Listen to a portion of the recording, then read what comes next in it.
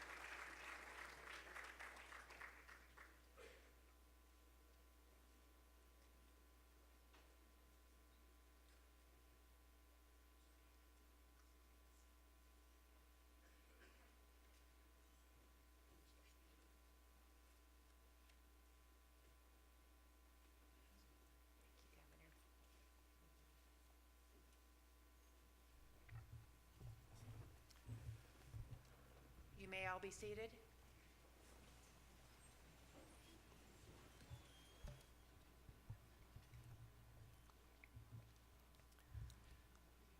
Chief Justice Bales, members of the legislature, judiciary, and fellow Arizonans, I am so honored to be back here today, and just like you, I'm ready to get to work.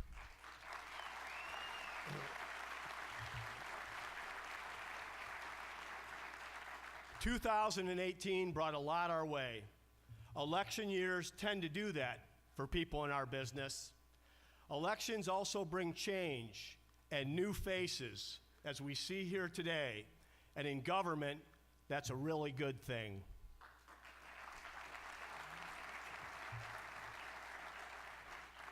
Let's work together in the months ahead to transform our promises into progress for the state we all love.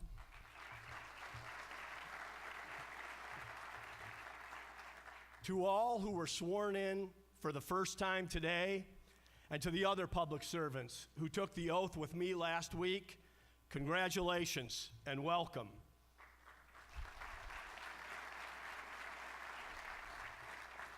It wasn't so long ago that I was new here too. I ran because I cared, believed I could make a difference, and felt we needed some fresh ideas. No doubt, you're all here for many of the same reasons. You've also lucked out because you've got some real pros here to show you the ropes.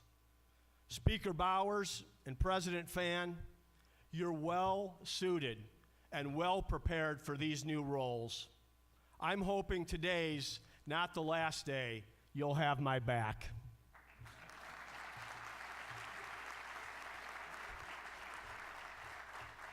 Leaders Fernandez and Bradley, I'm looking forward to working together.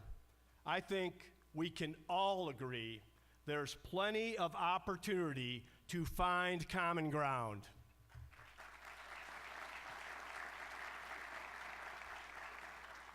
Bipartisanship is a word that gets tossed around a lot, and today it seems everyone has their own definition. So let me be clear on the approach I intend to take. I'm not here just to work with Republicans on Republican ideas. And bipartisanship doesn't simply mean working with Democrats on Democratic ideas. I'm here as governor of all the people to work with all of you on good ideas.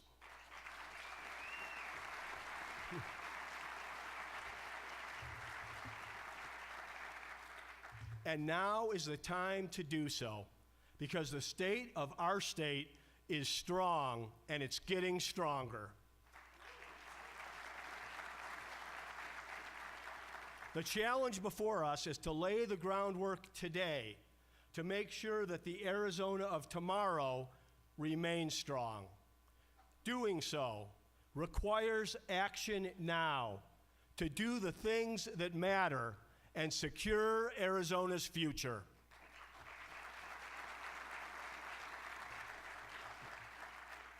The issues we need to tackle aren't partisan ones. In some cases, they aren't even political. At the top of that list, securing our water future.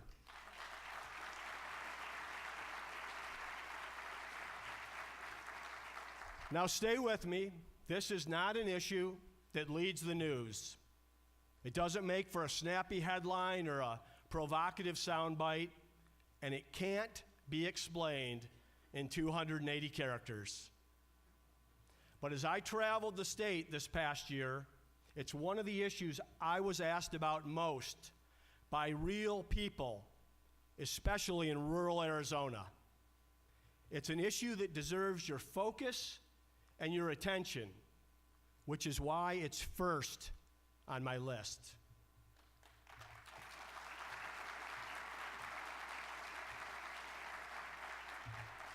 Here's the bottom line. We're in a 19-year drought. It's going to get worse before it gets better.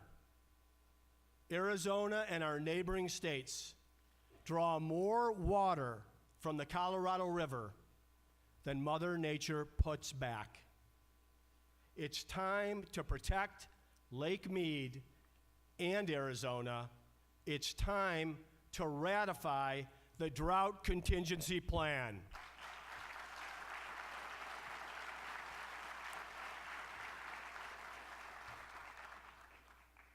And we have 17 days to do it. Doing so will require compromise. No one stakeholder is going to get everything they want. Everyone is going to have to give. And I've been impressed by the willingness of those involved to do just that. It's been said, whiskey's for drinking, water's for fighting. We have two leaders here today who've got the scars to prove it. They are giants who deserve the credit for getting Arizona to this point, not to mention our gratitude for their lifetime of public service. Governor Bruce Babbitt and Senator John Kyle.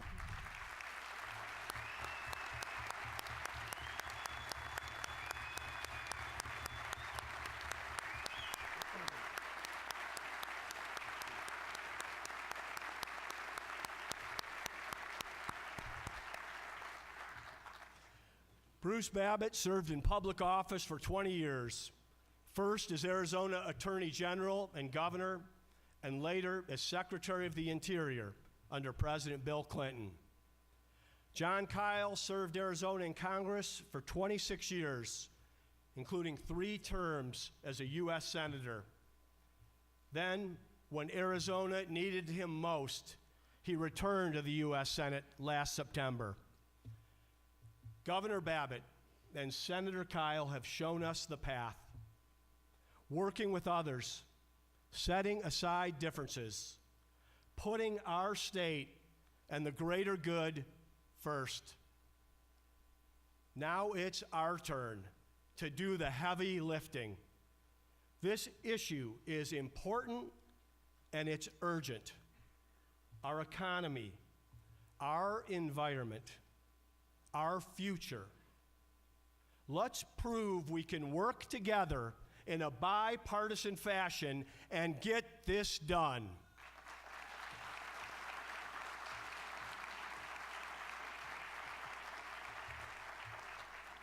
Same goes for a lot of things, frankly. We've implemented a hiring freeze and held the line on out-of-control growth in government. Today, our state government operates more efficiently. We've gotten government out of the way of job creation, cutting red tape, and placing a moratorium on new regulations. In fact, we've eliminated over 1,000 regulations in this state.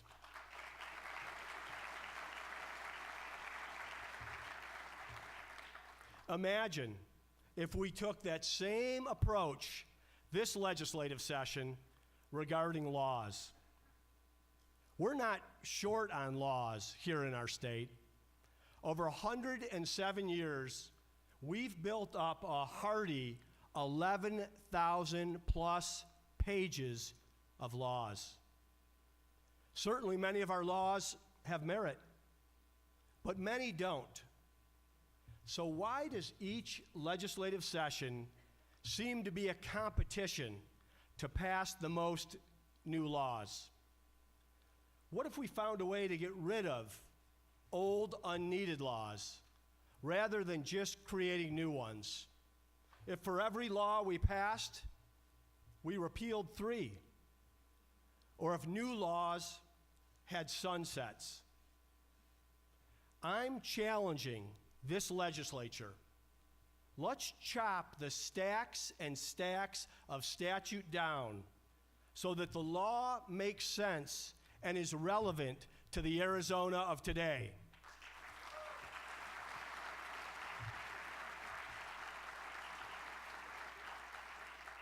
And how about we start with eliminating the most unnecessary law of them all, legislative immunity.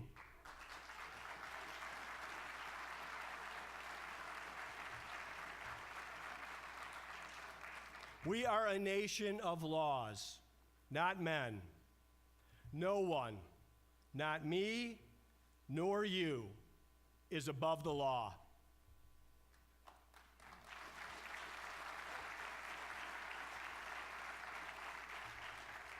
Now, Congress likes to exempt themselves from the law, but isn't that why Americans hold them in such contempt? Let's show the people of Arizona that their elected leaders will live under the same laws as every man and woman in this state.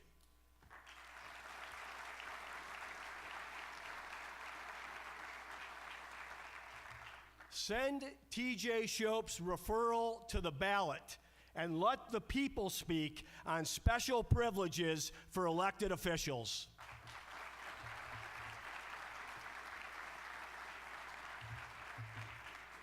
And when there are emerging issues that need to be addressed, let's not ignore them. Let's solve them. 1 year ago, most of us didn't know Parkland, Florida even existed. But now it's tragically another on the list, ingrained in our memories, an American vernacular. Columbine, Virginia Tech, Sandy Hook. So last spring, I convened Arizonans in my office, parents, teachers, principals, law enforcement, mental health experts, Democrats and Republicans, people who weren't Democrats or Republicans, students themselves, with a goal of being proactive and taking action to stop a tragedy from happening here. We researched the 5 deadliest school shootings of the last 20 years and asked, how could these have been prevented? We built a plan that could make a real difference. The Safe Arizona Schools Plan. More cops on campus. More school counselors, improved background checks, a stop order that protects Second Amendment rights while keeping guns out of the hands of people who are a lethal threat. These are solutions that will make our schools safer, and it's time for us to get it done.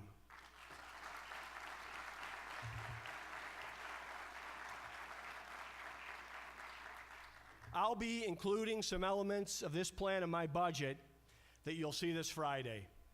with a greater investment than I proposed last year. We know when a police officer is around, it makes things safer.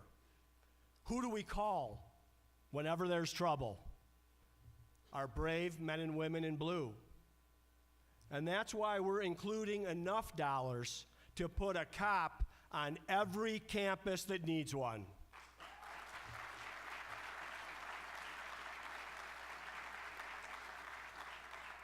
And I'll be working with legislative leaders to pass the rest. This plan is a reasoned and balanced approach, which is why thought leaders like David French at the National Review and Hugh Hewitt have endorsed it, why the Arizona PTA supports it, and why we modeled elements of it from Gabby Giffords' plan. This is simply too important an issue to let partisan politics and special interests get in the way. We've got a responsibility to do something for our kids, and we've got to do it this session.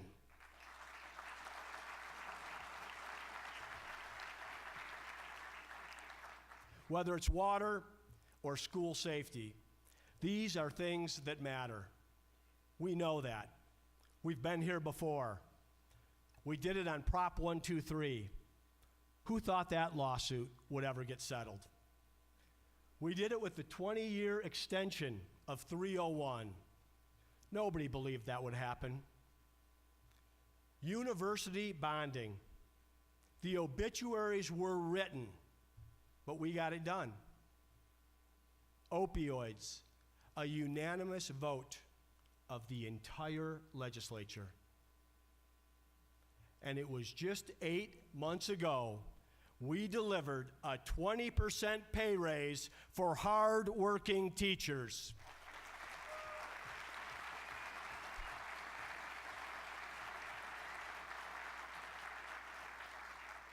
When we unveiled that proposal, many said it was not possible.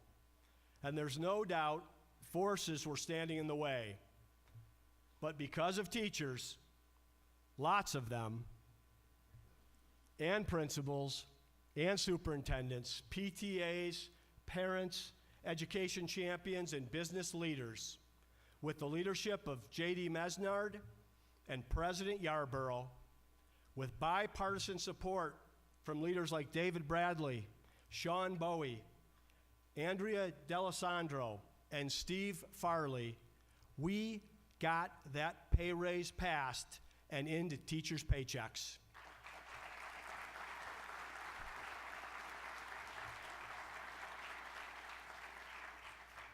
Half of this commitment was added last fall, with some school leaders going even further.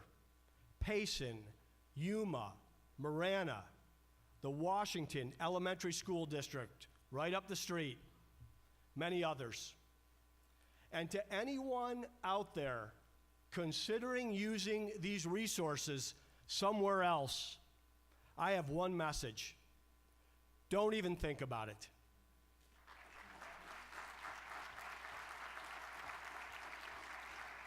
These are raises teachers earned, and they are raises we are going to fulfill and protect. And more is needed on K-12 education. A focus on results, resources, and reforms. Arizona has been the leader in school choice. It's good for parents, and most of all, it's good for kids. Healthy choice and competition bring about innovation, and that's been the case in Arizona public education. But we also know improvements can be made. More transparency, more accountability, and granting more financial review and oversight over taxpayer dollars.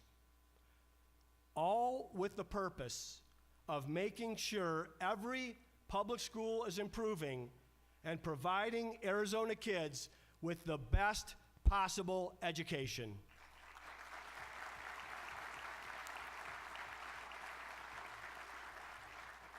Same goes for addressing the teacher shortage. In my past life, I used to tell my team at Cold Stone Creamery, if you find a good idea, grab it.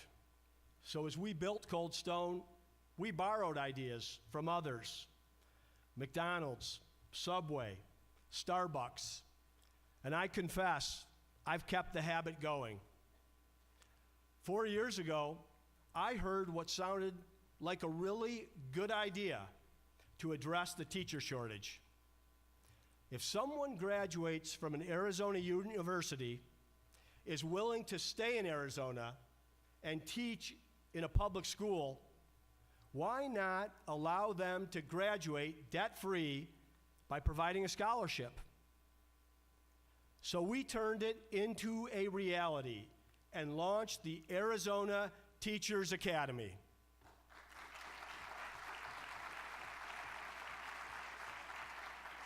Already, 221 students have started moving through the program. This year, we plan to significantly expand it. More dollars, more support. We are going to create a pipeline of talent and the next generation of Arizona teachers.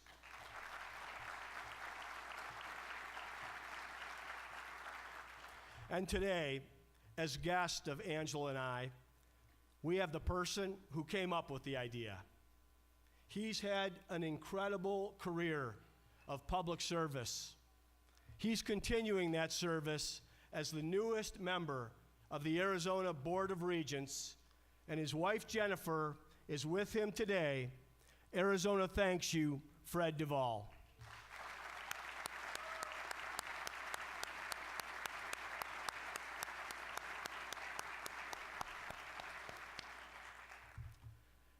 Education and our economy go hand in hand.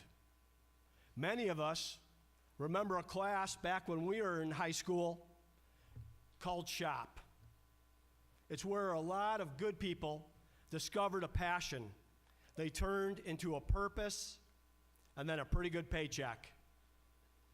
Our education leaders are creating the SHOP classes of the 21st century. It's called Career and Technical Education, CTE.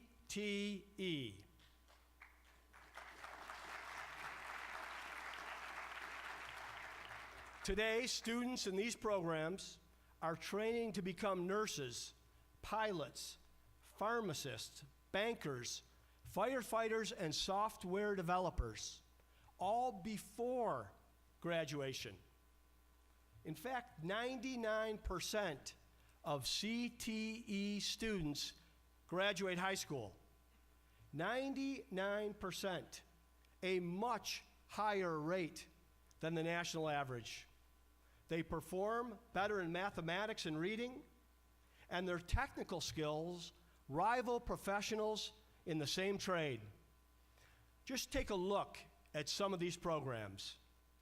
Aviation at Pima Community College, advanced manufacturing at Maricopa Community Colleges, diesel mechanics at the Western Maricopa Education Center, and culinary arts at the East Valley Institute of Technology.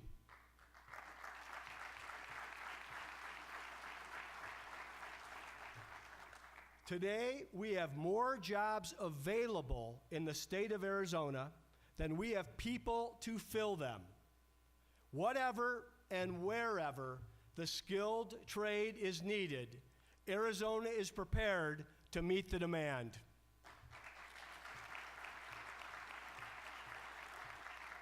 I want to recognize these education leaders who are paving the way. Lee Lambert, Maria Harper Marinick, Greg Donovan, Doug Pruitt, and Sally Downey.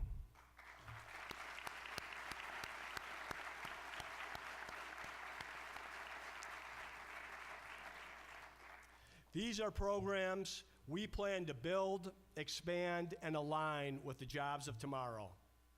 And my budget will do just that. If people want to work, let's let them work. 100,000 people will move here this year. There's a job available for every single one of them.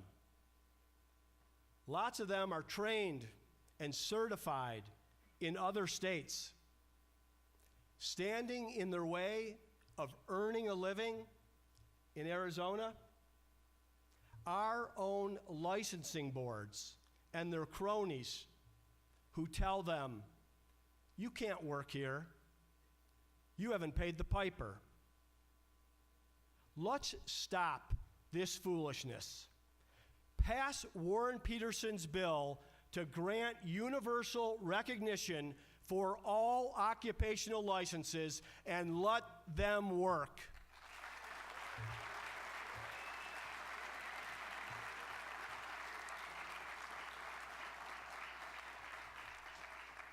And before those unelected boards feign outrage, let's remember, workers don't lose their skills simply because they moved to Arizona.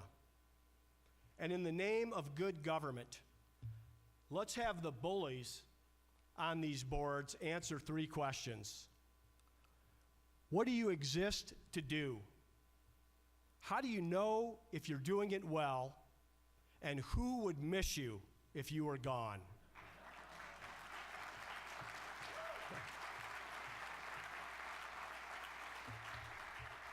There is dignity in all work.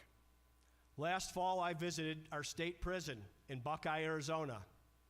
There, joined by Arizona Cardinals defensive back Antoine Bethea and D lineman Corey Peters, along with Cardinals president Michael Bidwell, we saw the possibilities of opportunity for all firsthand.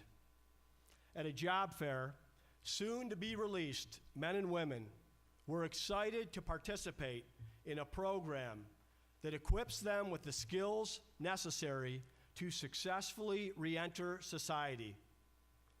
They lined up at employers like Jackson's Car Wash and Hickman's Family Farms. Some left with multiple job offers. This is a program we need to secure well into the 21st century to protect public safety and reduce Arizona's prison population.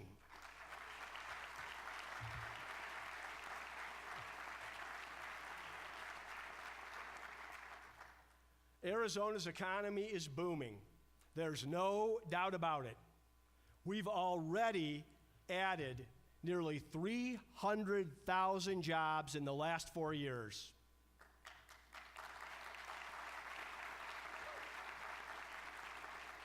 And I'm proud to say our relationship with Mexico is stronger than ever.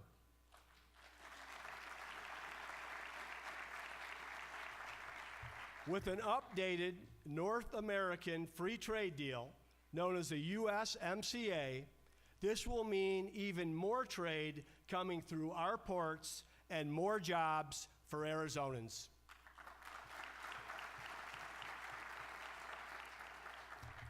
I've become fond of saying that the last time unemployment was this low, you were renting your movies at Blockbuster. But the benchmark is moving. By the end of this year, unemployment is forecasted to plummet to levels we haven't seen since before you knew what a hashtag was.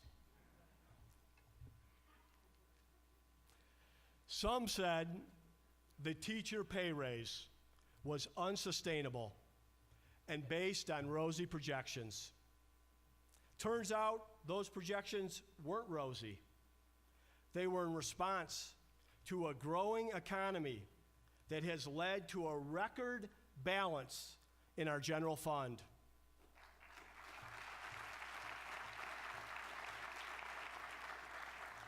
When I stood here 4 years ago, we faced a $1 billion deficit.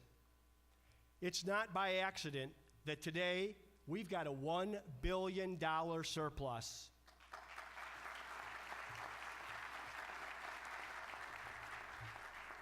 And breaking news, somebody called The Daily Show. We even own this building again.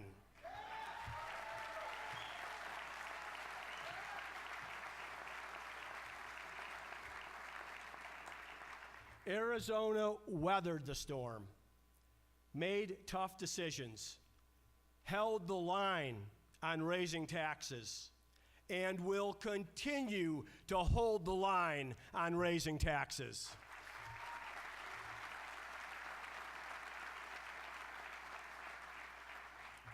It's the Arizona way. It's a winning game plan, and I have no intention of changing course.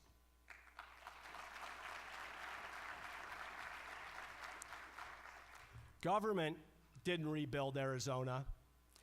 People rebuilt their businesses. They hired and invested. Workers and families rolled up their sleeves. So for their sake, let's make sure we're on strong footing today and into the future. With revenue soaring, some have suggested, loosen up. Let the good times roll. Ladies and gentlemen, we've seen that movie before, and we know how it ends. It wasn't that long ago that this state racked up a massive tab, one on a spending binge, with no long-term plan of how to pay for any of it. And when the economy tanked, every one of those false promises evaporated. It was painful for real people. Let's learn from the mistakes of the past. To the big spenders, on November 6th, the people spoke. They want their teachers paid and their budgets balanced.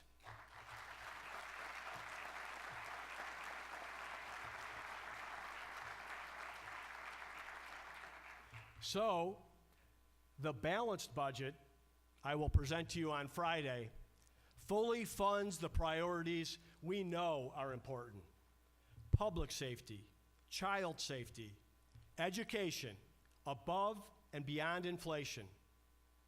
There are some targeted investments in critical areas, but frankly, for a surplus year, this budget is pretty light reading. Because I'm proposing that we secure Arizona's future and prepare responsibly for the unexpected and the inevitable by bringing our rainy day fund to a record-breaking balance of $1 billion.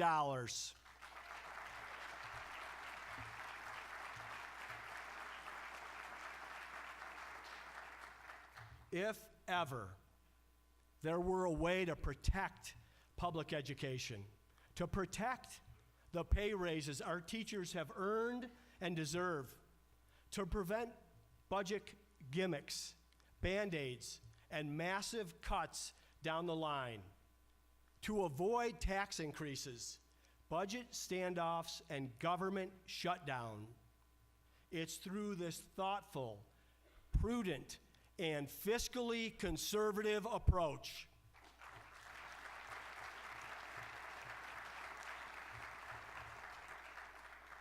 Four years ago, as a new governor, I inherited 35,000 hard-working state employees, $40 billion in combined spending, over 200 boards and commissions, and 43 plus state agencies. We got to work restructuring a government that should operate at the speed of business. We've made a lot of progress.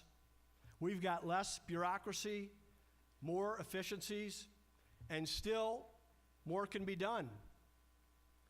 Remember when Andy Tobin worked his way out of a job? Well, buckle your seatbelts, because there's going to be a lot more of that as we look to save taxpayer dollars and streamline state government.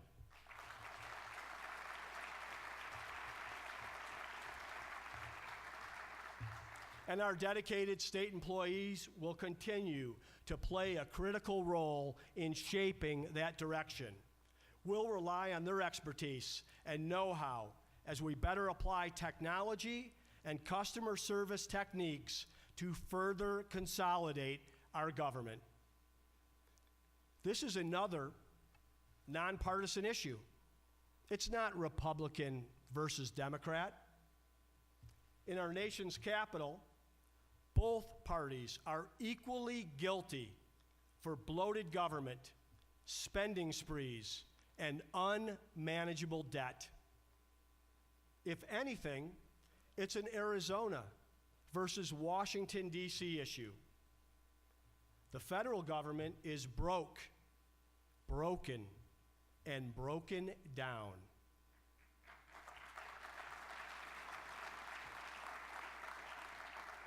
And has been for decades.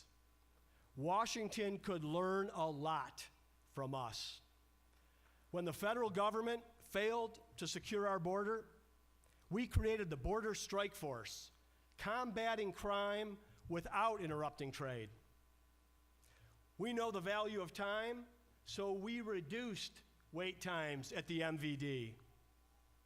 Our Department of Child Safety has become a national model and the envy of other states. And yes, when Congress failed to do their job, we kept the gates of the Grand Canyon open.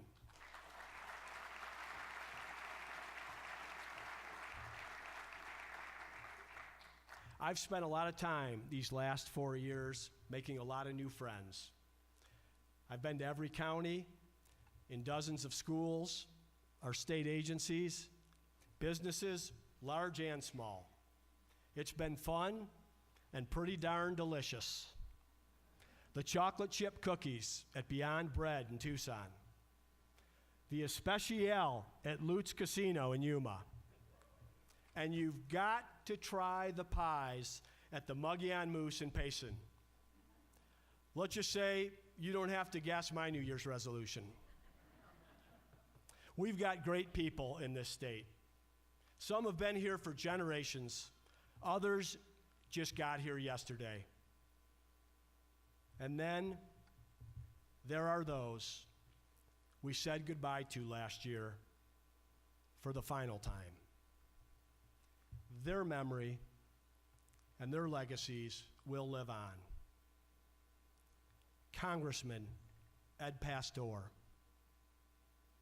Superintendent of Public Instruction Carolyn Warner, Treasurer Carol Springer, Chief Justice Bud Jones, Senator John McCain. Others had names we were not familiar with. Their lives cut short in the line of duty. Their service will be honored and remembered all the same. Staff Sergeant Maximo Flores, Chief Warrant Officer Taylor Galvin, Staff Sergeant Alexander Conrad, First Sergeant Nicholas Amsbury, Army Specialist Robert Jones, U.S. Deputy Marshal Chase White, Nogales Police Officer Jesus Cordova, Salt River Police Officer Clayton Townsend, Trooper Tyler Edenhofer. Their ultimate sacrifice reminds us of the sacrifices made every day by our heroes in uniform, law enforcement, first responders, correction officers, our National Guard and military personnel. We salute you. We are proud of you, and we thank you.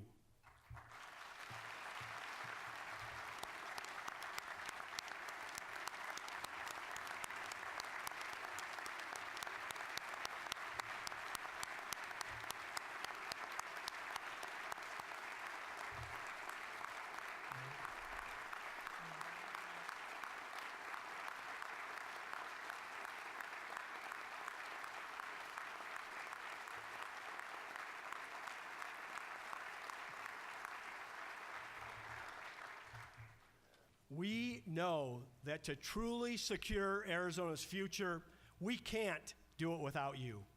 And we pledge to continue to support and invest in you and your families.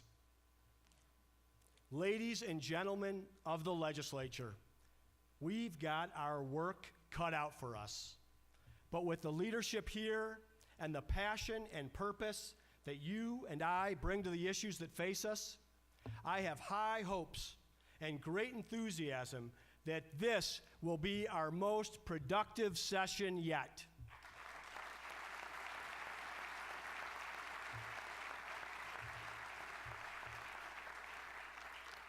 Let's put party labels aside. Let's put Arizona first. Let's do the things that matter. Let's get to work. Thank you, and God bless. Thank you.